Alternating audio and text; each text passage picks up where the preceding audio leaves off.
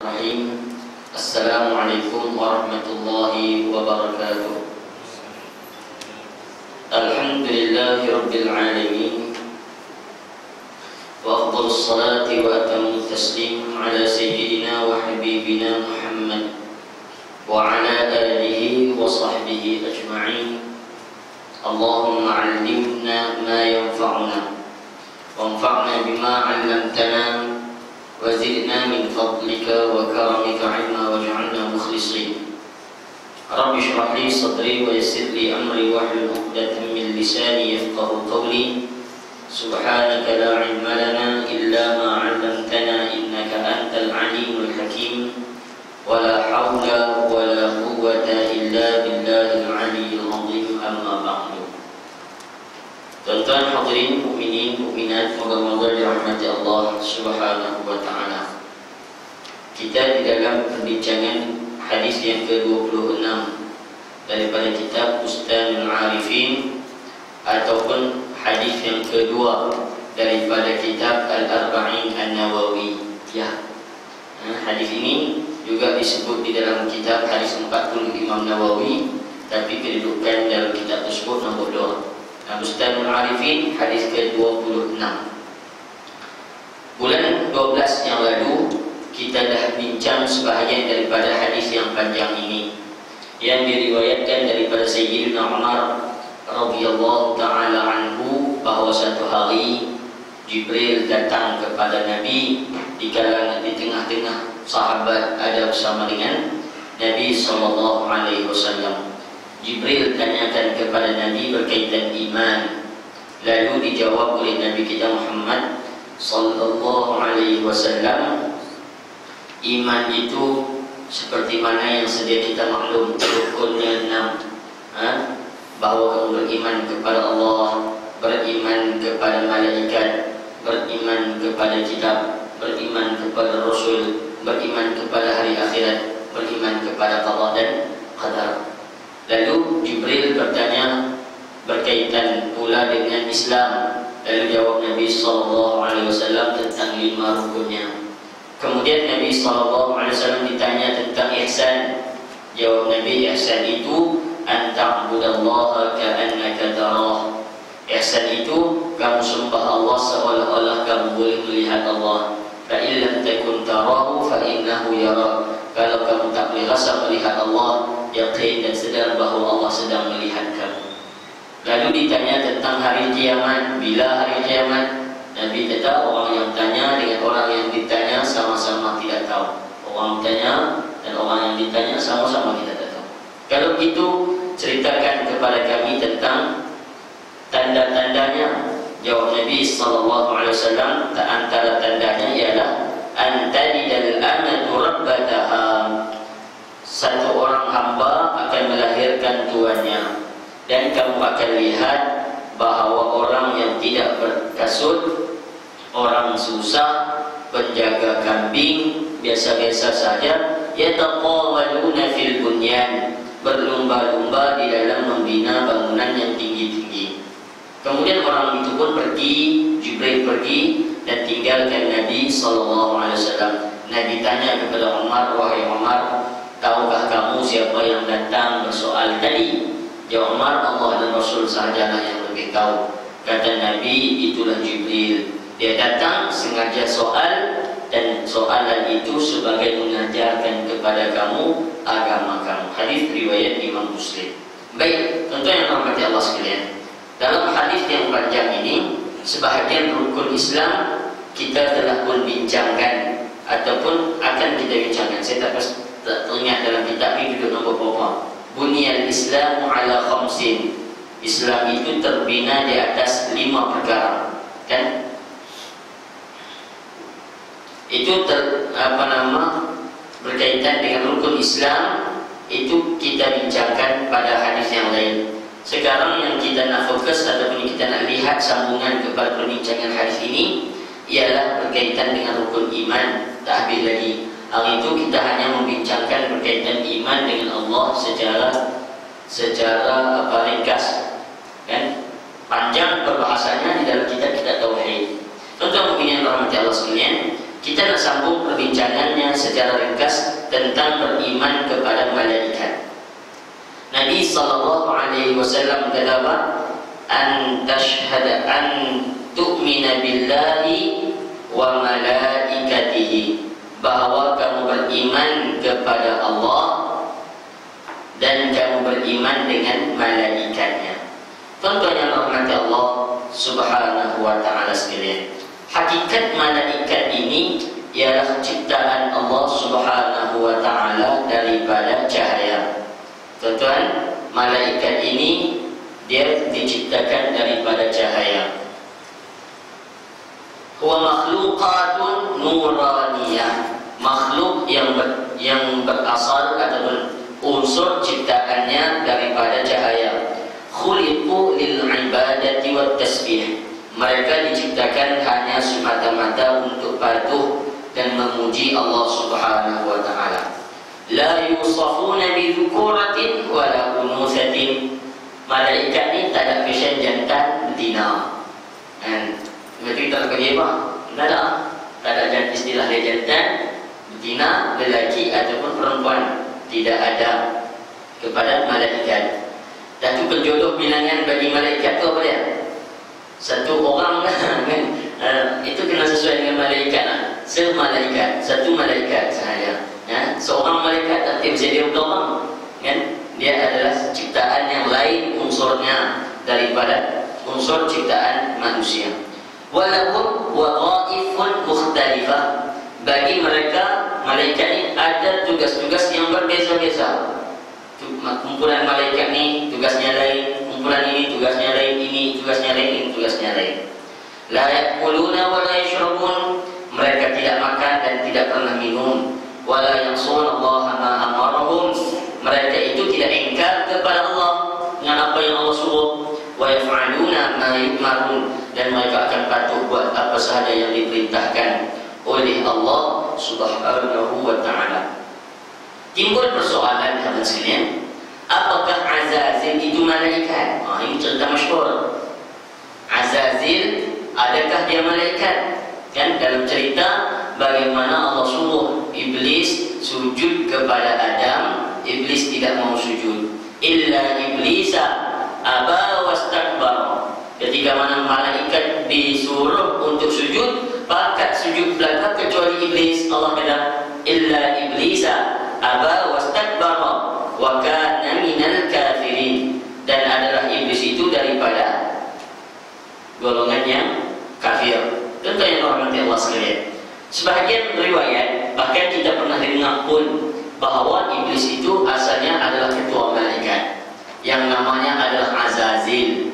Dan tentu yang dirahmati Allah sekalian, ketua malaikat, dia ini bangsa malaikat yang ketua. Tapi oleh kerana tak mau sujud kepada Allah, kepada Adam, maka Allah pecat dia, keluarkan dia daripada neraka, dilaknat sampai ke hari kiamat.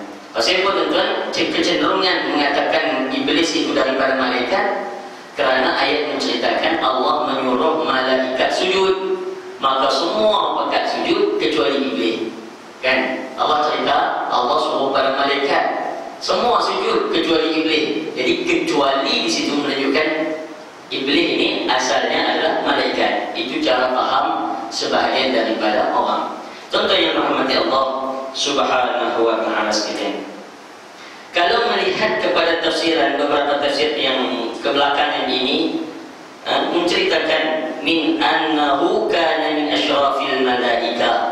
Kan sebahagian yang menyatakan ini riwayat daripada Ibnu Abbas, tapi tidak ada sandaran yang kukuh kepada Ibnu Abbas mengatakan perkara ini, bahawa iblis itu adalah daripada bangsawan ataupun orang-orang mulia, daripada jenis mulia malaikat, ketua-ketua malaikat. Wa min khazanil jannah, daripada orang yang menjaga syurga, daripada malaikat yang menjaga syurga. Wa annahu kana yudabbir amrus samai dunya, dan dia juga orang malaikat yang menguruskan pentadbiran dalam langit di dunia. Wa annahu kana ismuhu Azazil, dan namanya adalah Azazil. Ini 4 sifat yang selalu orang sebut: ketua malaikat, penjaga surga, pengurus langit dunia dan namanya adalah Azazil. Riwayat ini selalunya dinisbahkan kepada Ibnu Abbas. Kulluhu minal Israiliyat, tapi semuanya ini adalah cerita Israiliyat. Israiliyat maksudnya yang diriwayatkan daripada golongan Bani Israel. Tentunya rahmati Allah Subhanahu wa taala, yang patut dinilai ataupun dilihat kepada sumber mana yang kuat, jalannya, sanadnya bagaimana. Tentu mukminin yang rahmati Allah sekalian. Tapi yang ulama berpandangan bahawa iblis daripada malaikat itu adalah batil, tidak betul sama sekali. Azazil asal malaikat hanya tidak betul sekali. Ini orang akan cerita ni, dan cerita-cerita untuk motivasi, cerita ini kerap digunakan. Azazil adalah daripada malaikat, ini cerita yang kerap digunakan. Bagaimana kesombongan dia, malaikat pun akhirnya kena laknat. Dan tentu yang dirahmati Allah Subhanahu wa taala. Sebenarnya hujah bahawa Azazil itu ataupun iblis itu asal malaikat adalah tertolak dengan beberapa hujah. Pertama, sekalian, asanatul malaikah. Pertama, kerana sifat malaikat itu maksum, seperti mana yang Allah Subhanahu wa taala sebut di dalam surah At-Tahrim, la ya'sunallaha ma amarahum. Mereka itu tidak akan pernah melakukan maksiat kepada Allah terhadap apa yang diperintahkan oleh Allah kepada mereka. La ya'sunallaha ma amarahum, mereka tak lawan perintah Allah. Wa yaf'aluna ma yu'marun, dan mereka akan buat apa sahaja yang disuruh oleh Allah kepada mereka. Iblis jelas-jelas Allah suruh dia sujud, dia tak mau sujud. Lawan Tuhan, lawan Tuhan. Itu bukan sifat malaikat. Sedangkan Allah cerita malaikat dalam surah At-Tahrim ayat 6, mereka tak lawan cakap Allah Subhanahu wa taala. Yang kedua, sekalian, berkaitan dengan unsur ciptaan. Kita sebut malaikat diciptakan daripada cahaya. Nabi SAW dalam hadis yang sahih riwayat Imam Muslim kata, khuliqatil malaikatu min nurin. Malaikat diciptakan daripada cahaya. Wa khuliqal jan, dan jin ini diciptakan daripada min marijin min nar, daripada julang-julang api neraka, daripada julang-julang api itu. Wa khuliqa Adam mimma usifa lakum, dan Adam diciptakan seperti mana yang telah diceritakan kepada kamu, yang daripada tanah. Nabi cerita apa? Malaikat diciptakan daripada cahaya. Jan itu maksudnya jin. Jangan lupa nama anak Jan. Jan kan. Jan sama ada dua makna. Satu penjenayah, jani kan, jenayah, penjenayah, ataupun jan, jin. Ini banyak. Ni dia Faizal, nama elok dia panggil Jan. Ini tak tahu lah. Tuan-tuan yang rahmat Allah sekalian, jan dan diciptakan jin itu daripada julang-julang api, dan diciptakan Adam daripada tanah. Tuan-tuan yang rahmat Allah sekalian, hadis riwayat Imam Muslim cerita bahawa malaikat cipta daripada cahaya, jin dicipta daripada api. Allah sebut di dalam surah Al-A'raf bagaimana ketika iblis lawan Tuhan, pasal dia tak mau sujud, kata iblis, ana khairun minhu, aku lebih baik daripada Adam. Pasal apa aku nak sujud ke Adam? Khalaqtani min narin wa khalaqtahu min tin. Kamu, wahai Tuhan, ciptakan aku daripada api, dan kamu ciptakan Adam daripada tanah. Maksudnya iblis mengaku dia itu daripada api, dia mengaku dia itu bangsa jin. Kenapa kita nak kata dia adalah daripada bangsa malaikat? Kan itu disebut dalam surah Al-A'raf ayat 12, pengakuan daripada iblis bahawa dia dicipta daripada api. Siapa yang bangsa mana yang dicipta daripada api? Bangsa jin, bukan bangsa malaikat. Dua. Yang ketiga, Allah tasrihkan, Allah sebut secara terang di dalam Al-Quran apabila Allah bercerita di dalam suratul Kahfi ayat 50. Kan Allah sebut, wa id qulna lil malaikati isjudu li adama fasajadu illa iblis. Apabila kami suruh para malaikat sujud kepada Adam, fasajadu, maka malaikat sujud ke semuanya, illa iblis, kecuali hanya iblis. Siapa dia tak sujud? Kana minal jinni. Allah kata bahwa dia adalah daripada jin. Fa fasaqa an amri rabbi, maka dia telah lawan apa yang diperintahkan oleh Allah Subhanahu wa taala. Tuan-tuan, tiga hujah ini adalah hujah yang sangat kuat mengatakan bahawa cerita Azazil daripada ketua malaikat, daripada bangsa malaikat itu adalah cerita batil, cerita yang tidak diterima. Walaupun disebut di dalam kitab-kitab tafsir. Cuma yang kita kena faham, dalam kitab-kitab sebahagian kitab tafsir ini, dia menyebut sebagai menghimpunkan sahaja, bukan dia memilih cerita itu sebagai hujah. Orang pernah sebut, orang ini pernah sebut, orang ini pernah sebut, dihimpun. Kata dia panggil Al-Jami', himpunan kepada tafsiran, kepada tafsiran kepada Al-Quran. Kan? Jadi dia tidak membuat tarjih. Dia tak buat tarjih, dia tak kata hati betul, hati tak betul. Lalunya menghimpun apa kata orang, apa pandangan orang kepada tafsiran. Itu sahaja. Tuan-tuan yang dirahmati Allah Subhanahu wa taala sekalian. Jadi ini tiga hujah bahawa cerita Azazil itu sebenarnya sama sekali tidak betul. Tuan-tuan yang dirahmati Allah Subhanahu wa taala sekalian. Baik, kita diajar bahawa kita mengenal malaikat, setidak-tidaknya menghafal nama 10 malaikat. Kan 10 malaikat, kena hafallah buat nasyid apa semua untuk menghafal 10 daripada nama malaikat. Tuan-tuan mukminin yang dirahmati Allah Subhanahu wa taala sekalian. Baik, sekarang ataupun malam ini saya nak sebut kepada tuan-tuan daripada mana 10 nama malaikat itu diambil. Kan pasal apa yang kata wajib kena tahu 10 nama malaikat. Kalau tidak disebut dalam nas yang sahih, dalam nas yang qat'i, ataupun di dalam nas-nas yang kuat, maka dia tidak sepatutnya jadi wajib. Bila disebut dalam Quran misalnya, ketika itu menjadi wajib kepada orang yang beriman. Dia perlu tahu dan dia perlu kenal nama ini adalah malaikat.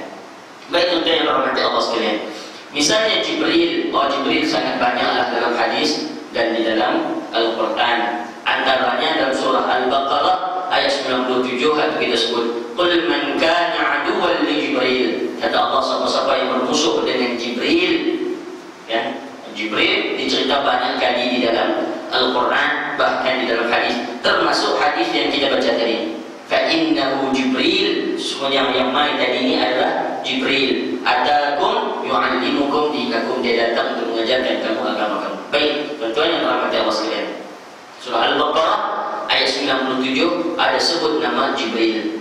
Lain yang disebut juga ialah dalam surah Al-Baqarah ayat 98 juga Allah sebut, man kana aduwwan lillahi wa malaikatihi wa rusulihi wa Jibril wa Mikal.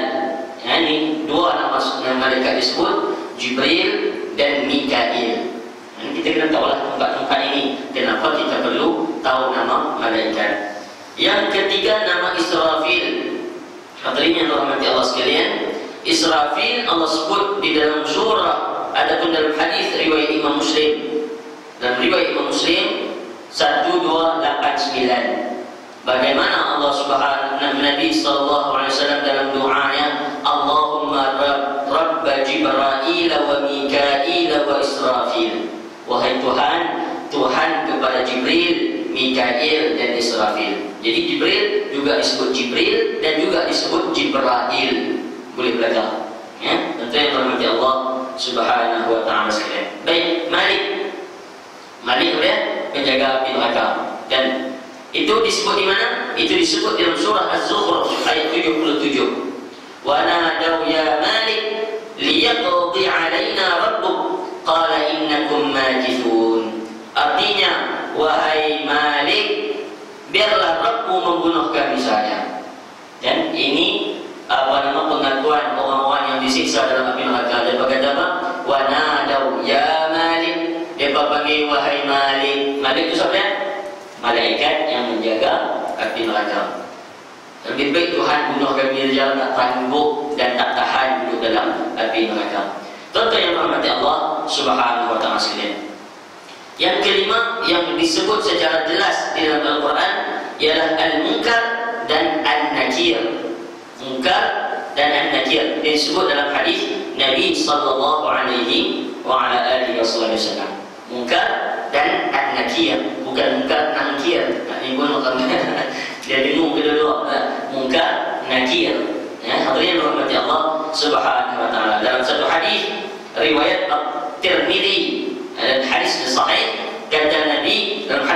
terjang, idza qabara al-mayyit aw qala ahadukum atahu malakan aswadan azraqan yuqalu li ahadihima al-munkar wal akhar an-nakir. Apabila seorang itu dikuburkan, kan, di kalangan kita semua nanti ini apabila mati saja akan datang dua malaikat yang hitam dan biru matanya bengis. Cerita ni, satu bernama Al-Munkar, yuqal li ahadihima, satu daripada dua ini dikenal orang ataupun dipanggil Al-Munkar, dan satu lagi wal akhar An-Nakir, adalah nama An-Nakir. Contoh yang dirahmati Allah Subhanahu wa taala. Itu kan dalam riwayat Tirmidzi cerita bagaimana dua malaikat ni main, kalau orang tu baik dia akan layan, tidurlah sampai dibangkitkan nanti kiamat. Kalau orang tu jahat, dua malaikat ini datang, maka disuruh bumi menghimpit orang tersebut sehingga selesai, sehingga berselisih tulang belulang. Masya Allah, hadis yang panjang. Cuma ceritanya dalam hadis tersebut bercerita tentang Al-Munkar dan An-Nakir. Berapa nama? 4, 5, 6. Tuan-tuan mukminin yang dirahmati Allah Subhanahu wa taala sekalian. Nama-nama yang dipersoalkan di kalangan ulama ialah 4 nama lagi. 4 nama lagi sama ada ini kedudukan sahih ataupun tidak sahih, yaitu Israel, Ridwan, Raqib, Atid. Hak ni, nama ni betul ke datang daripada hadis yang sahih? Hadirin yang dirahmati Allah Subhanahu wa taala, Israel selalunya didatangkan sebagai malaikat yang mencabut nyawa. Israel, kan? Cuma yang tuan-tuan hadirin dirahmati Allah sekalian, apakah ada hadis-hadis atau ayat Quran yang menyebut secara terang bahawa malaikat yang mencabut nyawa itu namanya Israel? Bila Israel, kan? Bila Israel datang memanggil tu, kita pun kata tengok syekh tu, insya-Allah. Tentu yang perlu kita sekalian, bagaimana syekh tu? Cuma Israel itu sabit daripada riwayat mana? Hadirin yang dirahmati Allah Subhanahu wa taala, Allah sebut dalam surah As-Sajdah dan lain-lain bercerita tentang malaikat itu sebagai malaikat maut, tidak sebut nama. Qul yatawaffakum malakul maut alladhi wukila bikum thumma ila rabbikum turja'un. Kan dalam surah As-Sajdah yang kita baca ni, katakanlah wahai Muhammad, apabila mematikan kamu malaikat maut yang akan matikan kamu, kan, yang ditugaskan oleh Allah Subhanahu wa taala kepada kamu, dan kamu akan balik kepada Allah Subhanahu wa taala. Ishtahara anna isma malikul maut Azrail, illa annahu lam tarid tasmiyatuhu malakul maut bihadha ism fil Qur'anil Karim wala fi sunnatin nabawiyyati sahihah, wa innama warada dhalik fi ba'd al-athar wallati qad takunu min al-israiliyat. Kalian sekalian, kata beliau, tidak sabit nama tersebut. Ada dalam Quran malaikat itu dikenal sebagai malaikat maut. Adapun sebagai namanya Israel itu ada dalam sebahagian riwayat, tetapi riwayat-riwayat ini ada masalah kepada sanad-sanadnya untuk menentukan kesahihan riwayat tersebut. Misalnya, hadirin yang dirahmati Allah Subhanahu wa taala, kata Imam As-Sindi, lam yarid fi tasmiyatihi hadithun marfu', tidak warid dalam hadis-hadis yang sahih, mana hadis yang sabit daripada Nabi sallallahu alaihi wasallam namanya sebagai malaikat Azrail. Imam Al-Manawi dalam kitab Faidul Qadir juga menyebut perkara yang sama. Annal malakal maut ishtahara anna ismahu Azrail, qala wa lam aqif ala tasmiyatihi bidzalik fil khabar. Kata dia, masyhur nama malaikat maut itu Azrail, tetapi aku tidak jumpa di dalam hadis bercerita tentang malaikat maut itu namanya Azrail. Perkara yang sama juga tidak disebut oleh Ibnu Katsir dalam kitab tafsir dalam Bidayah wa Nihayah. Dia kata apa? La yanbaghi al-jazm bin nafi wala bil itsbat. Tak sepatutnya kita menerima ataupun menolak nama Azrail ini.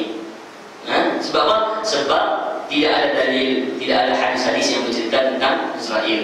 Jadi, tentu yang berbicara apa maksudnya Ibnu Katsir mau sebut kepada kita, letak sebelah, letak dulu. Kalau ada hadis-hadis yang kuat menyokong, terimalah. Kalau tidak ada, kita terima. Tidak tolak dan tidak menerima nama tersebut. Kerana perkara-perkara ghaib itu mesti datang melalui khabar yang sahih. Tamam.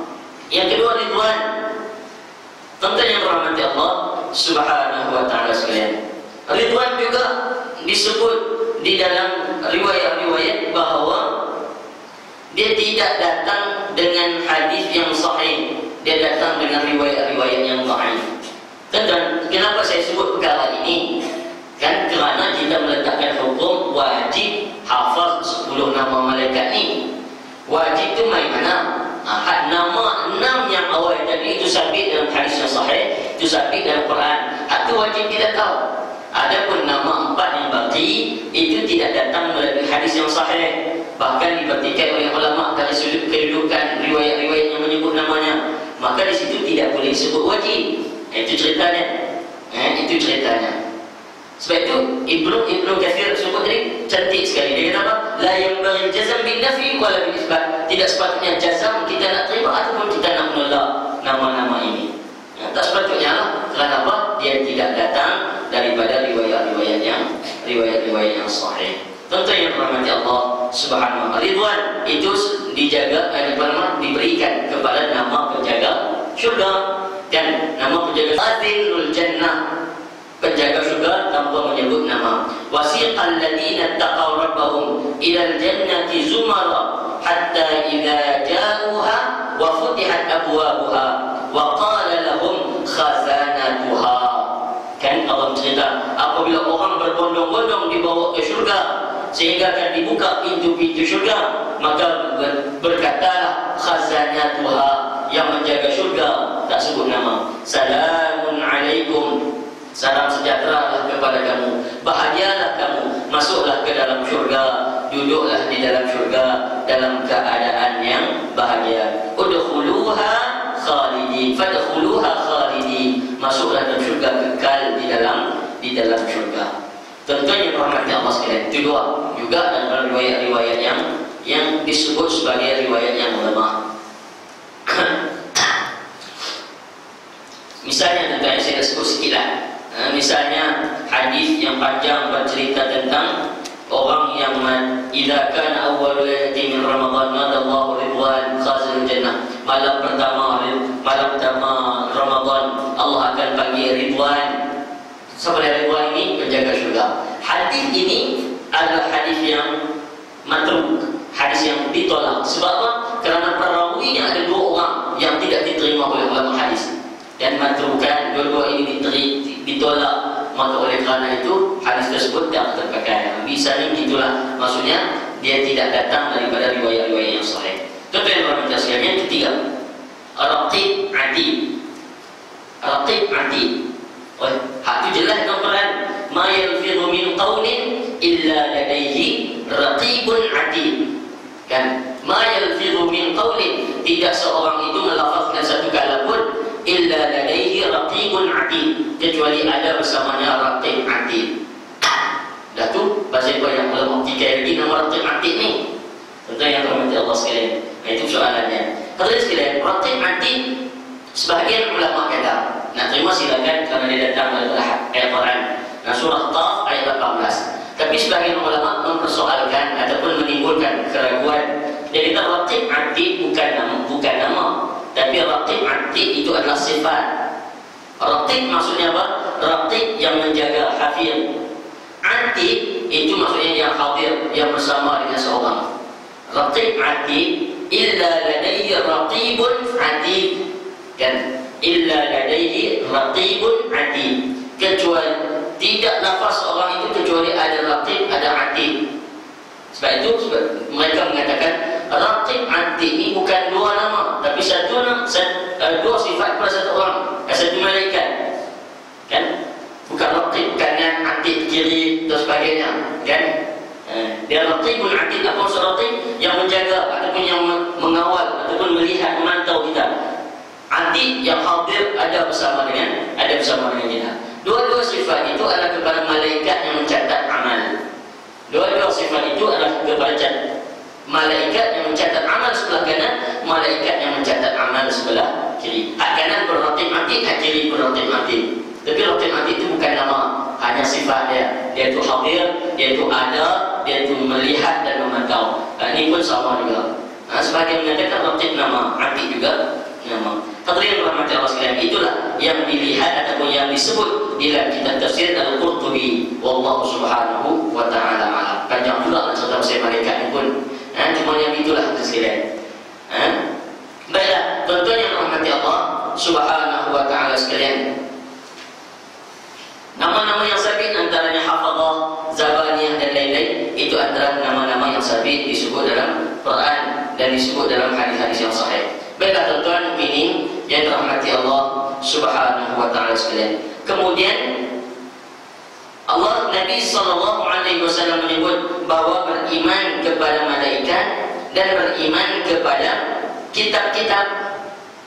Beriman kepada malaikat dan beriman kepada kitab-kitab. Tuan-tuan yang dirahmati Allah subhanahu wa ta'ala sekalian.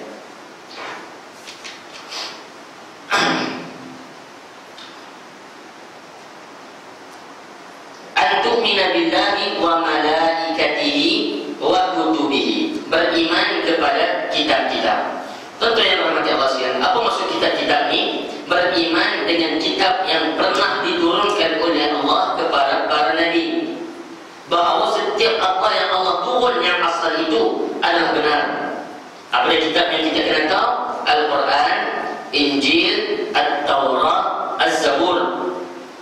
Dan kita kena beriman bahawa Al-Quran itu nasikhun laha jami'an. Al-Quran adalah kitab yang memansuhkan, kitab yang terakhir yang memansuhkan semua daripada kitab-kitab yang terdahulu. Wa muhaiminan, dan Al-Quran adalah pengimbang supaya orang boleh jam di mana berlakunya penyelewengan di dalam kitab-kitab terdahulu. Jadi pasal Allah turunkan Al-Quran, Allah turunkan Al-Quran sebagai memansuhkan hukum-hukum yang ada dalam kitab-kitab itu. Maksudnya apa? Orang yang beriman betul-betul dengan Allah Subhanahu wa ta'ala, dia mesti beriman dengan Nabi. Dan kerana Nabi adalah khatam, Nabi yang terakhir dan semua Nabi. Dan kitab Al-Quran adalah kitab yang terakhir yang memansuhkan semua cerita-cerita itu. Dia sayang kepada Musa, dia sayang kepada Isa, dia kena sayang kepada Muhammad. Dia patuh kepada Taurat, dia patuh kepada Injil, dia kena patuh kepada Quran. Maksud patuh kepada Quran kena memansuhkan hukum-hukum yang disebut di dalam kitab-kitab terdahulu dan hanya menerima Al-Quran sebagai sumber hukumnya sahaja. Tuan-tuan yang dirahmati Allah sekalian, Injil diturunkan kepada Nabi Isa, Taurat diturunkan kepada Musa, Zabur diturunkan kepada Nabi Daud. Tuan-tuan sekalian, empat kitab ini jelas disebut di dalam Al-Quran, jelas disebut Al-Quran. Cuma yang ulama sebut bahawa yang kitab syariat hanya tiga: Injil, Taurat dan Al-Quran. Adapun Zabur, dia bukan kitab syariat, kerana Daud datang menyokong syariat Nabi Musa. Dia pembawa dan penyokong syariat Nabi Musa, dia tak ada syariat baru. Jadi Zabur kitab apa? Zabur kitab lebih kurang kitab motivasi ataupun kitab panduan mengajak orang kembali kepada syariat, kembali kepada agama. Dia tidak bawa syariat-syariat baru. Tapi tuan-tuan, kita tak arti ya, dia sudah hilang, keasliannya itu sudah pun hilang. Baik hadirin rahmati Allah subhanahu wa ta'ala sekalian. Kan kita boleh tengok dalam perjanjian baru, perjanjian lama apa semua itulah. Itu. Dan tentu yang rahmati Allah subhanahu wa ta'ala sekalian. Dan juga dijelaskan dalam Al-Quran ada suhuf, suhufi Ibrahim wa Musa. Suhuf juga kitab. Suhuf juga adalah kitab. Kan kita baca dalam surah Al-Fatihah itu, suhufi Ibrahim wa Musa. Suhuf Nabi Ibrahim dan suhuf Nabi Musa. Kata ulama, suhuf dia bukan kitab, tetapi dia hanya lembaran-lembaran sahaja. Allah turunkan juga risalah melalui lembaran-lembaran kepada Nabi Ibrahim dan Nabi Musa selain daripada Taurat. Ada suhuf. Jadi suhuf ini ada suatu bukan kitab, dia lembaran-lembaran lain yang Allah turunkan kepada Nabi Musa dan Nabi Ibrahim. Dan itu juga wajib kita yakini. Dan apakah wajib kita melihat kepada isinya? Tidak wajib. Tak wajib lagi. Kerana kita sudah tidak tahu di mana ringkasnya, dan kita pun tidak mengambil faedah daripada isinya, kerana semuanya sudah dimansuhkan. Yang kita terima hanyalah isi-isi yang disebut di dalam Al-Quran saja. Tuan-tuan yang dirahmati Allah sekalian, tetapi malang tuan-tuan, Al-Quran yang ada kepada kita tidak dibaca. Itu saja. Kan? Kita disuruh beriman dengan kitab, maksudnya apa? Beriman dengan isi-isi Al-Quran. Sebab itu Nabi SAW kata apa? Inna qawmi ittakhadhu hadzal Qur'ana mahjura. Kaum aku akan ambil Al-Quran ini dan mereka tinggalkan Al-Quran. Kemudian mereka tinggal ke mana? Mereka akan tinggalkan daripada baca awal-awal lagi. Yang mula sekali tinggal beriman lah. Itu mungkin bukan orang Islam. Orang Islam ni apa dia tinggal? Dia tinggal daripada baca dan dia tinggal daripada mendengar Al-Quran. Itu paling kecil lah. Sampai baca pun tak ada, sampai dengar pun tak mau. Ini tahu, ittakhadhu hadzal Qur'ana mahjura. Mereka tinggalkan bacaan Al-Quran. Mereka tinggalkan Quran dari sudut bacaan. Sedangkan Nabi SAW cerita, siapa yang baca Alif Lam Mim, Nabi SAW kata setiap huruf itu Allah bagi satu pahala, dan satu huruf itu Allah gandakan 10 kebajikan kepada 10 pahala kepada dia. Bayangkan Alif Lam Mim, kata Nabi, aku tak sebut Alif Lam Mim itu satu huruf. Yang Nabi sebut Alif itu satu huruf, Lam itu satu huruf, Mim itu satu huruf. Di Alif Lam Mim saja ada 30 huruf, orang tinggal baca. Kan? Kemudian orang Allah sekalian, kalaulah orang melihat pahala itu macam RM, ringgit Malaysia, insya-Allah bagi-bagi tak kira lain. Buat kerja tu dulu. Orang Cina, orang India yang tak Islam pun akan mula baca Quran dulu. Kalaulah nampak pahala itu sebagai ringgit. Tapi tak nampaklah, itu masalah kepada iman. Yang kedua hadis sekalian, pahala orang meninggalkan Al-Quran daripada sudut tadabbur, memahami makna dan kehendak Al-Quran. Yang ketiga, orang meninggalkan Al-Quran daripada at-tahkim wal tahakum, menghukum menggunakan Al-Quran sebagai panduan hukum. Yang keempat, orang meninggalkan Al-Quran dari sudut syifa, mengobat kepada diri, khususnya mengobati penyakit-penyakit jiwa. Al-Quran orang tinggalkan daripada ruang-ruang ini, orang meninggalkan Al-Quran. Masya Allah, hadirin yang dirahmati Allah Subhanahu wa ta'ala. Baik, yang berikutnya, kata Nabi SAW, orang beriman dengan Rasul-Rasul. Tuan-tuan, hadirin yang dirahmati Allah sekalian, apa maksud beriman dengan Rasul-Rasul? Beriman dengan Rasul-Rasul membawa maksud kita tidak membeza-bezakan antara Rasul. Itu kan kita sebut dalam Quran, la nufarriqu baina ahadin min rusuli. Kami tak membeza-bezakan antara satu Rasul daripada Rasul-Rasul yang lain. Itu sifat orang beriman, tidak boleh membeza-bezakan antara Rasul dengan Rasul-Rasul yang lain. Tentang yang rahmati Allah sekalian, dah tu kita puji Nabi lebih daripada Nabi-Nabi yang lain. Macam mana? Sedangkan kita mengaku dalam Quran, orang yang beriman dia kata apa? La nufarriqu baina ahadin min rusuli. Kami tidak membeza-bezakan antara satu Rasul dengan Rasul-Rasul yang lain. Apa maksudnya kita tuan-tuan? Kita berkata Muhammad lebih baik daripada Nabi-Nabi yang lain. Muhammad lebih baik daripada Musa. Kita bercerita tentang Isra Mi'raj. Kasut Nabi boleh naik ke jumpa jumpa Allah Subhanahu wa ta'ala. Nabi-Nabi yang lain kan, Nabi Musa minta nak tengok Allah, Allah suruh tengok kepada bukit saja, dia tak boleh naik jumpa Allah. Tapi kasut Nabi boleh jumpa Allah kan. Kita cerita tentang kemuliaan Nabi SAW. Bukankah kita sedang membeza-bezakan Nabi? Sebab itu Nabi SAW pernah tegur orang, jangan sebut Muhammad lebih baik daripada Musa. Tak boleh sebut Muhammad lebih baik daripada Musa. Tuan-tuan bila kita ni, apa maksudnya? Jadi hadis sekalian, maksud kepada tidak boleh membeza-bezakan di situ ialah membezakan dari sudut iman. Tak boleh. Hak Nabi ni kami terima, hak Nabi lain kami tak mau terima. Itu yang maksudnya. Ya? Dan tidak boleh sebut melebihkan satu Nabi daripada Nabi yang lain dengan membawa maksud menghina atau merendah-rendahkan Nabi yang lain. Kerana itu kita bukan tahap kita nak kata hak ni lebih baik daripada hak ni. Kerana kita yang pastinya kita akan bawah sekali. Hak nak bezakan itu kedudukannya Allah sahaja yang pandai, Allah sahaja yang tahu melebihkan Nabi ini daripada Nabi yang lain. Tentu yang tuan kita sekalian. Sebab itu Nabi menegur sahabat-sahabat yang kata dia lebih baik daripada Musa, kerana dia akan membawa kesan apa? Mengangkat Muhammad mulia, sepertinya nabi-nabi yang lain direndahkan. Itu tak boleh. Itu Nabi tak mau. Walaupun memang betul Nabi itu kedudukannya sangat mulia. Dan Allah sendiri memilih sebahagian Nabi daripada Nabi yang lain. Daripada Nabi-Nabi yang ramai, 25 saja yang disebut dalam Quran. Dalam 25 ada ulul azmi. Dan ada ulul azmi, Nabi yang 5 yang terpilih. Dalam 5 Muhammad paling tinggi darjatnya di sisi Allah SWT. Itu memang berlaku kemuliaan itu. Tapi jangan membeza-bezakan sehingga merendah-rendahkan Nabi yang lain. Dan kita tak layak pun nak kata Ronaldo dan Messi mana lebih baik daripada mana lagi. Pasal apa? Pasal kita di bola bola pun tak main, apa semua tak erti. Kita nak membeza-bezakan, dia tak layak kepada kita. Kan tuan-tuan yang berhormat sekalian, nak bermarkah tak erti kita ni. Kan? Sebab itu tidak boleh membezakan. Itulah maksudnya. Antara Nabi-Nabi ini semua kekasih Allah SWT.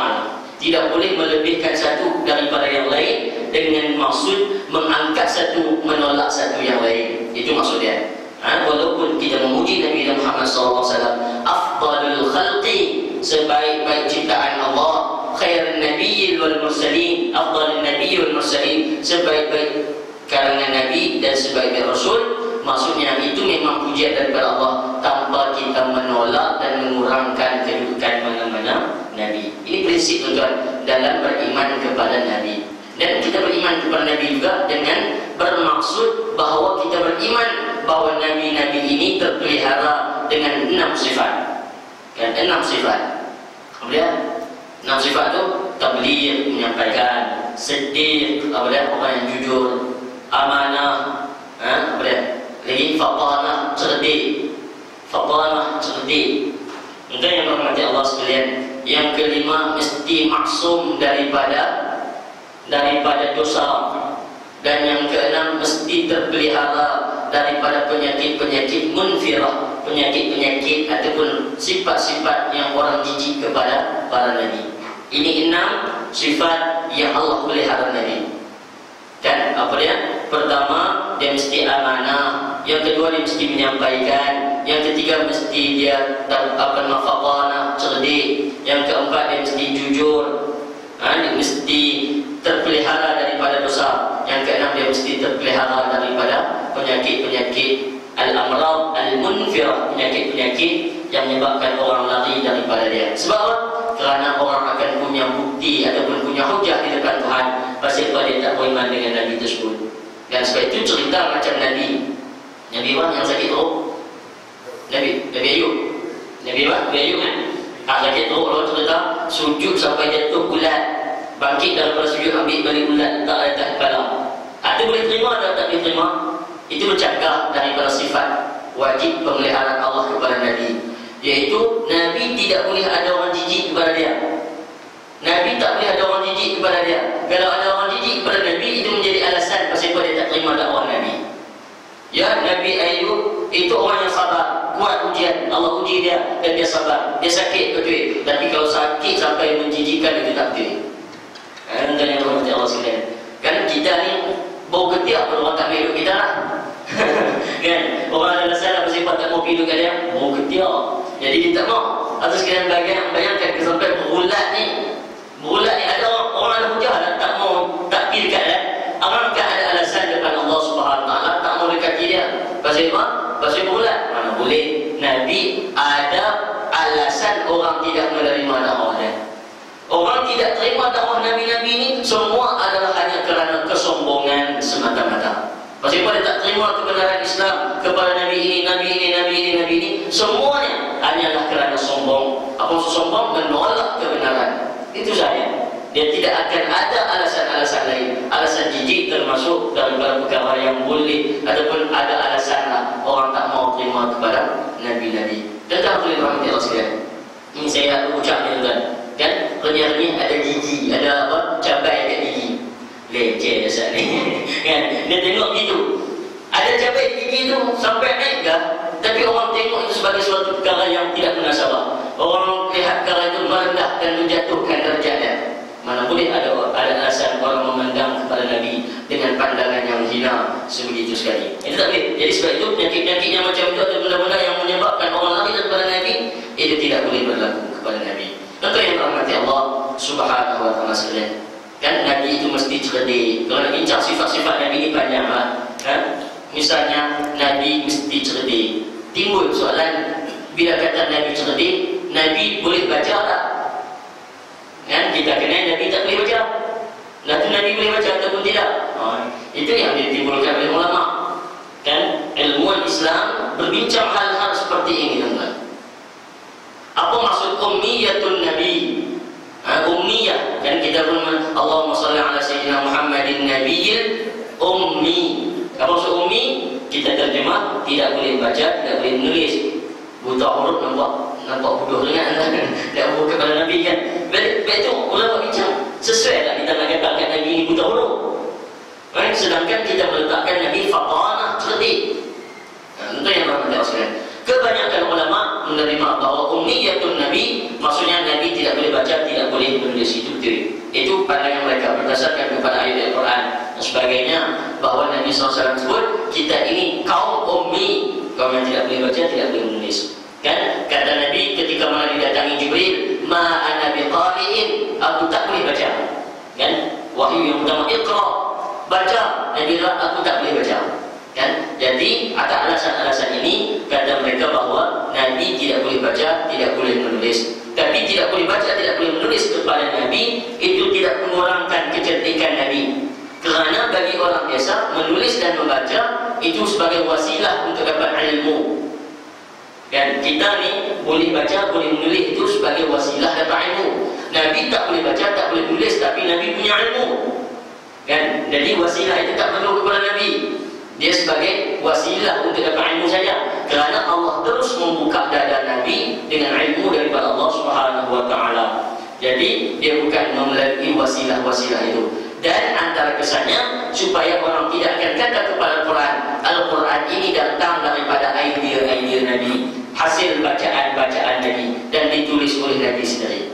Itu pandangan jumhur ataupun kebanyakan ulama bahawa Nabi memang ummiyah, tidak boleh baca, tidak boleh menulis. Tapi sebahagian saja saya sebut di sini, kan sini tempat orang mengaji, boleh sebutlah. Anda sebut di pasar malam tidak sesuai, orang tak mengaji kan.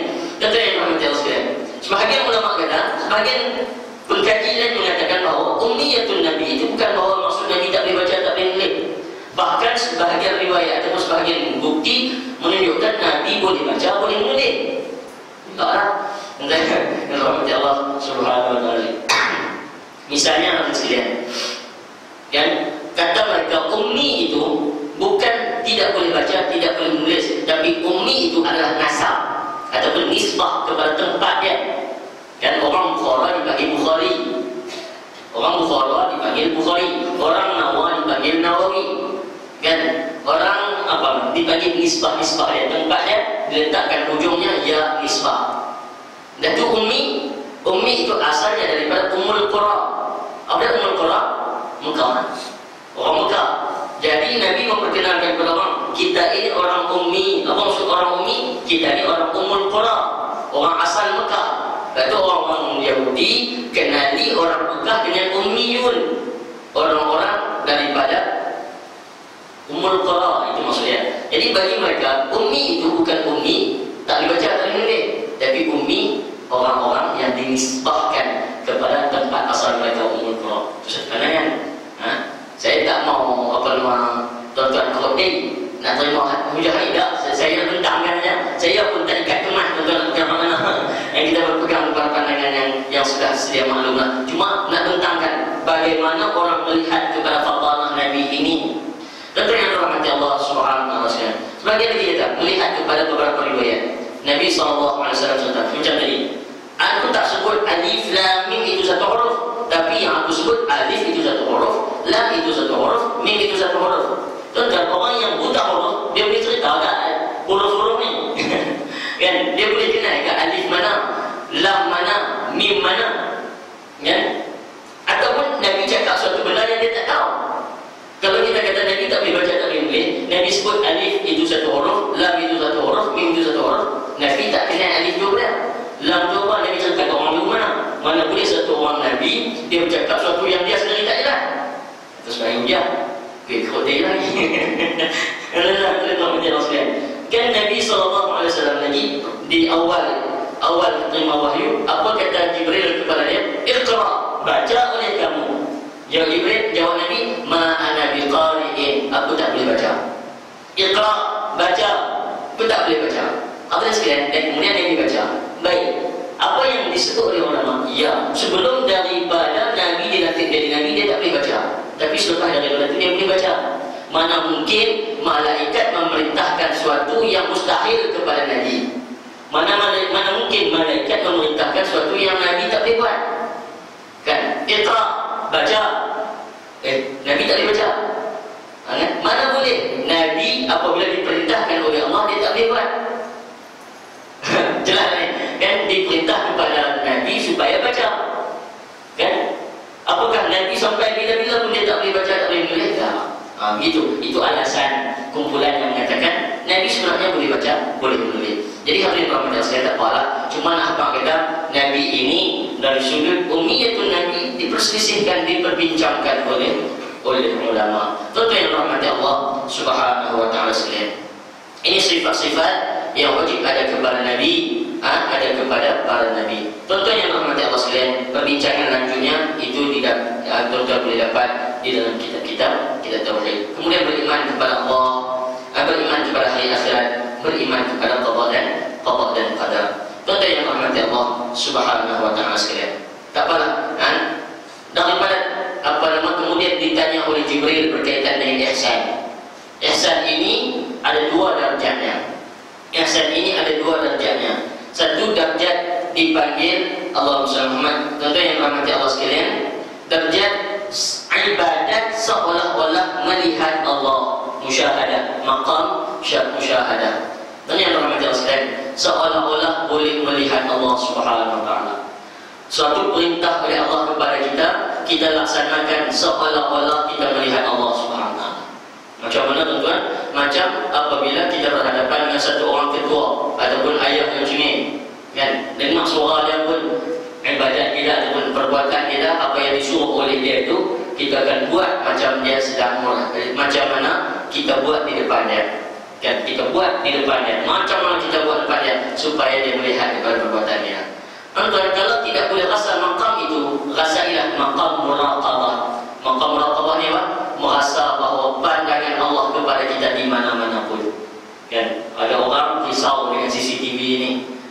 CCTV risau dia. Nak jadi jahat, risau dengan CCTV. Bayangkan dengan pandangan Allah yang langsung, tidak ada hijab di mana-mana pun. Bahkan Allah sebut bahawa Allah tahu setiap sesuatu yang lintas dalam hati kamu. Lagi patut risau dengan CCTV Tuhan inilah, yang mana Allah SWT boleh mengetahui segala-galanya daripada perbuatan kita. Dan yang kedua daripada jawaban Nabi, dan tanda-tanda kiamat itu sangat banyak. Nabi sebut dalam beberapa riwayat yang sangat banyak. Tentunya cuma apa yang disebut oleh Nabi SAW ialah satu sahaja daripada tandanya, bahawa kamu akan melihat antalidal anatu rabbataha, kamu akan melihat bagaimana anak melahirkan, bagaimana ibu akan melahirkan tuan-tuannya. Ibu akan melahirkan anak itu jadi tuan kepada dia. Kan? Ulama-ulama dulu menterjemahkan ataupun membahaskan hadis ini sebagai mak tu hamba saya, anak-anak itu sebagai tuan kepada mak. Begini yang sekalian. Dia dalam hukum hamba. Dalam hukum hamba dia ada dipanggil ummul walad. Ummul walad. Tuan, satu orang tuan kepada hamba apabila dia bersama dengan hamba dia. Dan hamba ini dihalalkan kepada tuan. Kan? Hamba ini dihalalkan, hamba perempuan dihalalkan kepada tuan untuk bersama dengan dia. Untuk yang rahmati Allah sekalian, apabila tuan ini bersama dengan si hamba perempuan tadi, dan si hamba perempuan ini mengandung, bila perempuan ini mengandung, melahirkan anak tu nak jadi hamba kan nak jadi tuan? Anak ikut nasab ayah. Jadi maksudnya anak itu jadi tuan. Itu serta dia. Akan banyak anak yang lahir jadi tuan, mak dia tu sebagai hamba saya. Nanti yang rahmati Allah Subhanahu wa taala. Habis macam ni, si suami tadi mati, si tuan tadi mati, mak ni ummul walad ini akan jadi merdeka. Dari rahmat Allah Subhanahu wa taala. Itulah maksudnya. Maka ulama dulu menterjemahkan antal dan amatu rabbataha dengan maksud ummul walad. Sebahagian yang menyatakan pada perkiraan hari ini mak kerja dengan anak. Mak kerja dengan anak. Mak jadi hamba, mak jadi kerja, anak jadi tuan. Anak lebih muda daripada mak. Mak kena meminta-minta, mak digajikan apa semua. Ini yang dirisaukan. Tentu yang berhormat Allah sekalian. Dan kata Nabi SAW, wa antara al-hufat al-murat al-'alat ri'a asya' yatafawaluna fil bunyan. Dan kamu akan lihat bagaimana orang susah, orang yang tak ada kasut, orang apa semua jaga kambing saja, mereka berlomba-lomba di dalam membina bangunan yang tinggi-tinggi. Tentu yang berhormat Allah sekalian. Apa maksudnya tuan? Orang yang tidak mampu akan berusaha menunjukkan bahawa dia pun mampu. Orang dia tak mampu, tapi dia akhir zaman dia akan mendedahkan dirinya bahawa nak abang orang dia pun mampu. Tak tahu tuan, mungkin ini yang dimaksudkan hari ini. Apa orang panggil trending, ya kan? Dia ikut trend. Dia tak mampu sebenarnya, tapi orang akan berlomba-lomba yang menunjukkan bahawa dia mampu. Nabi kata kamu akan lihat akhir zaman orang yang tidak ada kasut, antara kufata, orang tak ada kasut, al-murata, orang tak ada pakaian pun, al-'adata, orang susah, ri'a asya, orang yang belakang minyak, maksudnya kerja biasa-biasa. Ya taqawaluna fil bunyan, tapi berlomba-lomba nak mendirikan bangunan yang tinggi-tinggi. Maksudnya orang akan berbelanja lebih daripada kemampuan.